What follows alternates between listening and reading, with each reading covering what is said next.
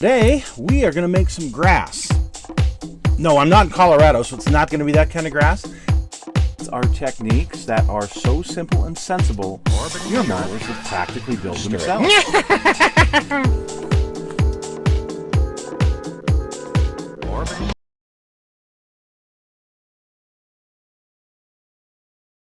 Hello folks, it's Mad Dog Merv and welcome to today's show.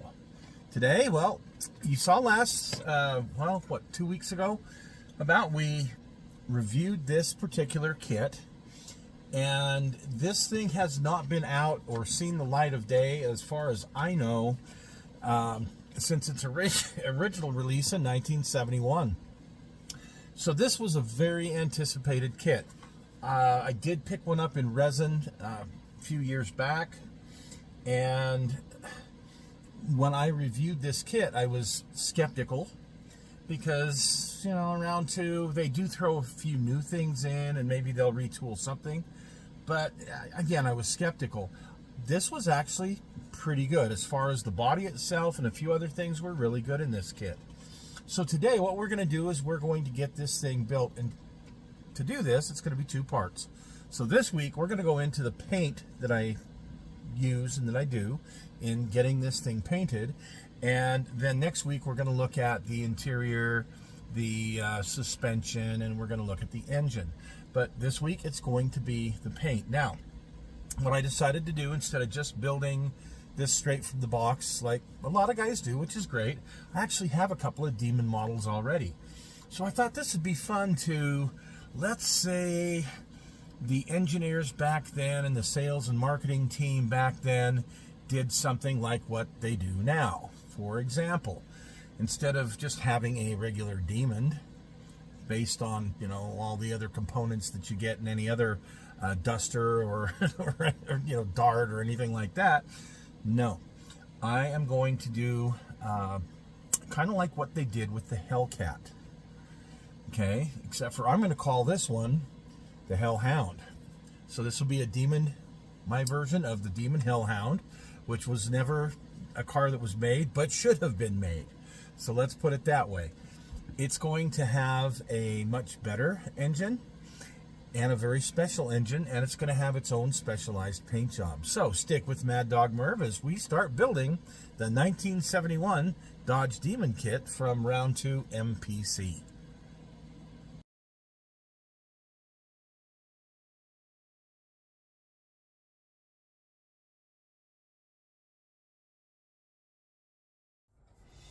So I'm going to do a custom mix, and these are enamels, of course. To me, of course, it's going to be enamels. So this orange pearl, which is a beautiful color by Boyd, and candy scarlet. Okay, and I've mixed them in this little mixing cup, 50-50, and I haven't mixed it thoroughly. This gives me a little bit more metallic and lightens the scarlet just a little bit. And you can see it's a nice, thick, goopy thing. So, now I'm going to thin it. And this is just what I use, okay? Lacquer thinner. Clean strip. And I'm going to put,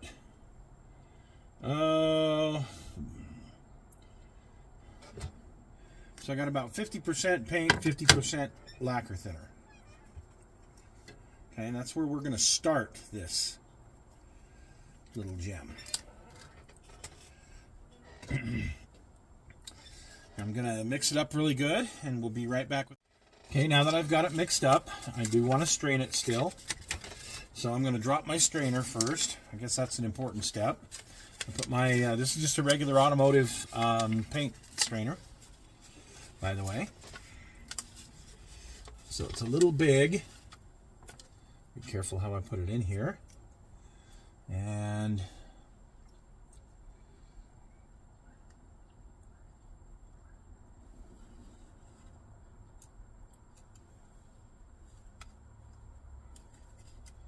strain my paint.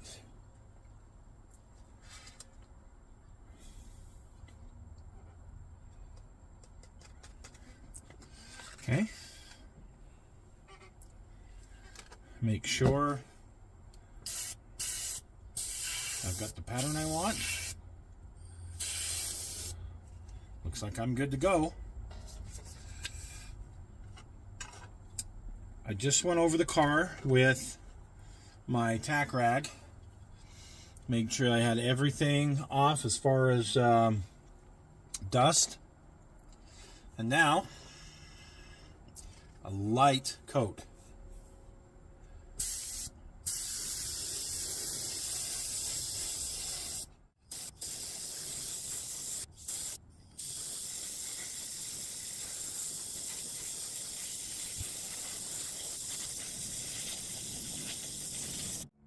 Okay, there's coat number one. Sorry, I had to do that kind of off camera, but it almost looks purple. Trust me, it won't be. It'll be fine. But that light coat, I mean, you can see it's not totally covered. Okay. What this does is it gives the paint coming up something to bite to. So because I used lacquer thinner, this is going to flash off really quick. Where I learned this technique, and when you paint a real car with these modern paints, I obviously have not used a modern paint on a car. It was so long ago since I mean, when I painted my truck and my 67 Mustang, that was both of those were with good old-fashioned Imron. And Imron has changed since then. I used to like to paint with DuPont Centauri acrylic enamel. Very similar properties to this paint. So I'm doing the same steps, and the steps were a couple of very light coats to bite to. Then we will do some actual really hard color coats. So for those of you who use a spray can, I would recommend the same type of approach, particularly because spray cans are usually enamels. So just a light coat, especially if you're using like a red or a white or a yellow. It's very important that you get this step correct, because if you just put a nice thick coat on, in some areas it's not necessarily sag, but some areas it's going to be thin. Some of the high spots it's going to be thin, and it's not going to look right. So doing it this way, it should look right. So I'm giving this 5 minutes, and then I'm going to put another coat on. So we'll be right back. Okay, I just finished the second light coat. This was a little bit heavier, more almost kind of like an intermediate, but you can see some areas it's a little bit drier than others already. And again, it's not totally covered. Okay, you can kind of see that. The reason I did it this way is this is the coat that I'm going to let sit for probably 30 minutes. And then I'm going to come back and I'm going to come back and any little imperfections I can find, I'm going to take my 4000 grit polishing pad and slightly go over it, because this is where I want everything perfect. I don't want anything in this paint. So let it sit for 30 minutes and we will be back. Okay, so I've gone over a couple of areas here on the side that I wanted to smooth out just a little bit on the top, a little bit on the trunk, and some on this side as well, where I just felt it was a little rough. Now the paint is a little rough still. That's why I'm not waiting overnight to try and do another coat. I want to do this next coat, this color coat. You can see I can touch the paint. I just want to make sure that I do it while the paint is still, I guess, pliable. I mean, if I put my fingers on it, I'm going to make an indent. But just touching it like this, I'm fine. I can go over it lightly, you know, with the pad, and it's fine. The reason I want it still kind of soft is because, well, with me using the lacquer thinner as the as the carrier, as the thinner, I want it to burn into this coat, and that will help smoothen out the kind of roughness of the paint, if that makes sense. So let's go ahead and get started on the color coat. Put the visor down because I want to look up close and personal at this. So hopefully you guys will be able to see this okay. All right, here we go.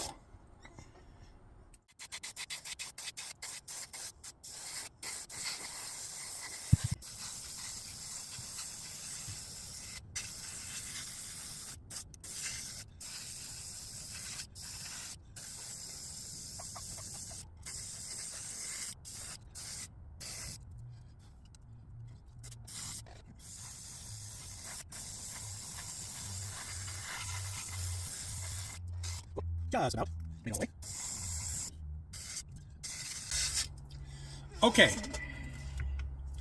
so you can see I gave that a good thick color coat, and you can see how it turned out. There's a little, and I don't know what these are, if it was actually in the paint or what, but just little tiny imperfections.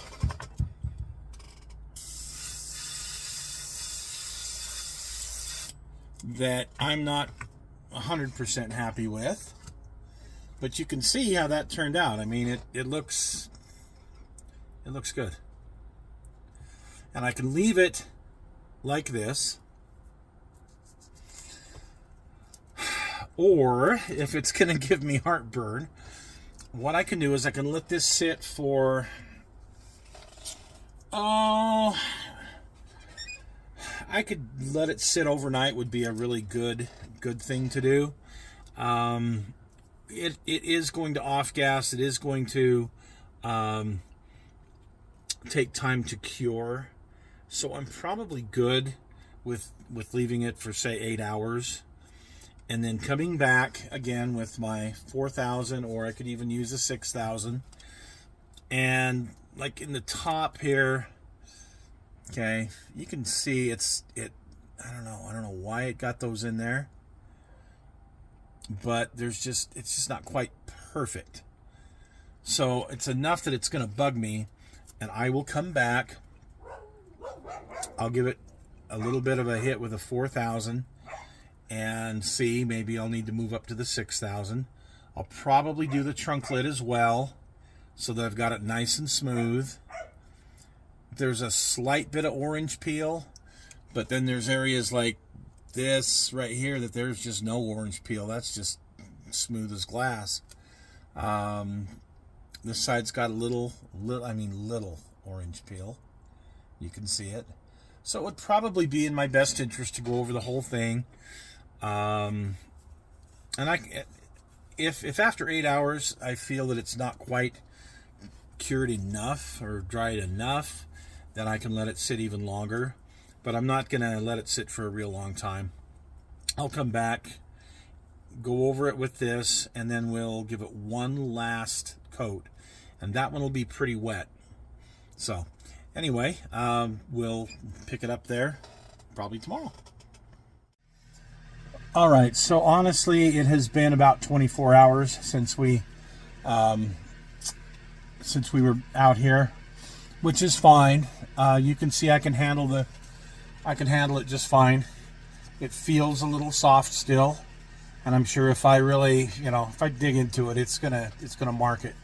But it's perfectly fine for what we're gonna do, which is I'm gonna take this 4,000 grit pad, and there's a few areas. Like, I don't know if you can see it here. Try and get the light to hit it just right on the door right here that I'm not real happy with. The trunk lid's not bad. I've already started to go over it a little bit, and I've already gone over the top. And all I do it the gross way. I just lick the pad and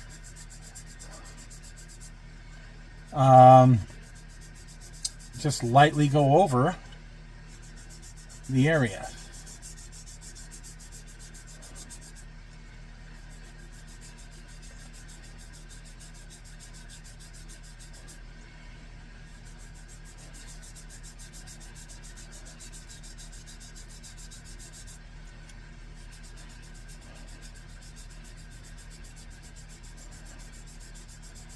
And I can see those little marks just pop right up there.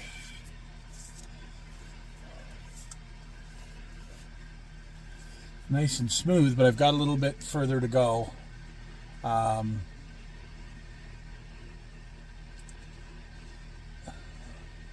little bit further to go right there. So I'm going to go over this thing, check it out real close, make sure that I'm happy.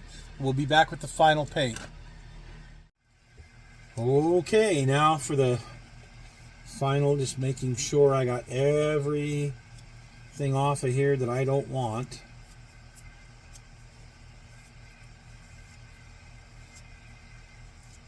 Got my exhaust fan running.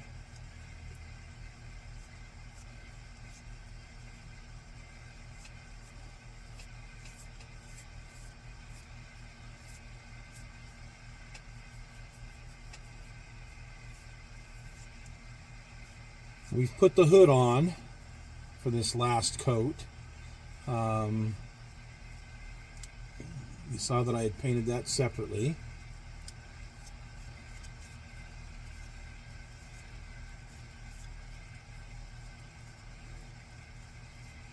All right, I think I feel pretty good about it now.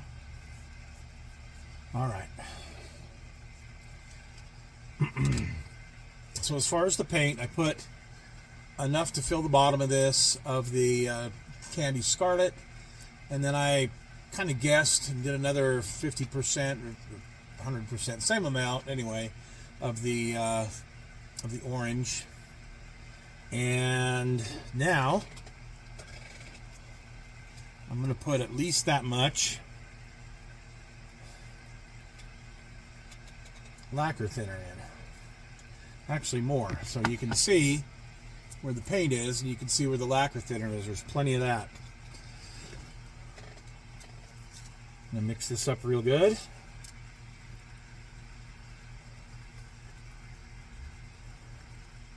And this is it's like 2% milk. I mean, it's thin. It's very watery. That's the way I want it for this last coat.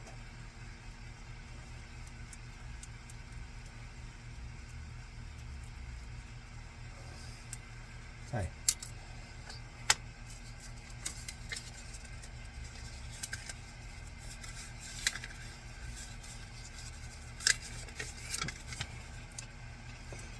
Just do it this way. It'll be a lot easier. There we go. Okay.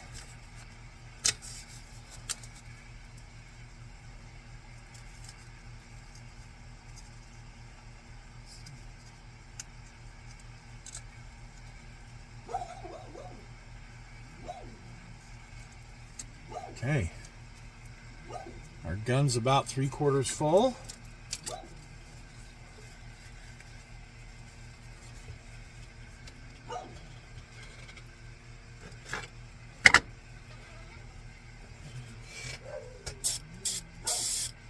Oh yeah, it's nice and thin. This is what I like to call the money shot.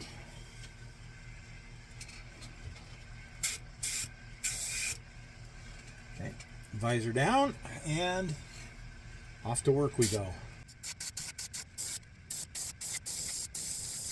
Line spring is wide open, so it's nice and wet.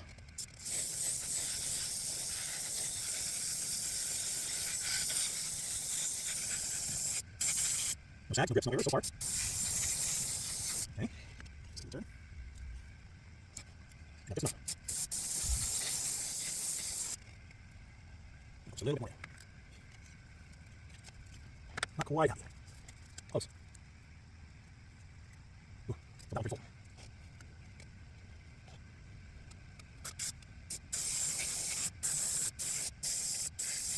Wow. I like the color. Unfortunately, the camera does not do this thing justice. The metallic, the kind of gold metallic in here from that orange is just awesome up close, which you're not getting. But wow, yeah, that looks good. I'm happy with this side. Maybe a little bit right there on the fender. Yeah, so far I'm happy with that. So now we're going to set it aside, and now it can dry. Now it can dry. I would like to leave this for several days. I mean, I can handle it, put decals on it, in a day. But I'm going to let it cure really good and see how this turns out. So we'll be back to see how that is. Like I said, the pictures just do not do this paint justice. Even as trying to get as close as I can here, just the gold metallic flake in this is absolutely beautiful. So one thing you'll probably notice is in the very opening sequence, I had already painted the hood first. I got this pitchfork hood scoop off of, I want to say it was a 69 Coronet model that I resin cast these pitchfork scoops. Went ahead and bonded this one on, and well, you can see the results. So we'll go through here. I went ahead and decaled it, got my chrome trim painted up with my Molotow liquid chrome and a brush, and you'll see here the decals and the painting on the hood and all that fun stuff. So stay tuned for part 2. Part 2 will do the interior, the engine, and the suspension. So thank you for joining us today, and I hope you got something out of this.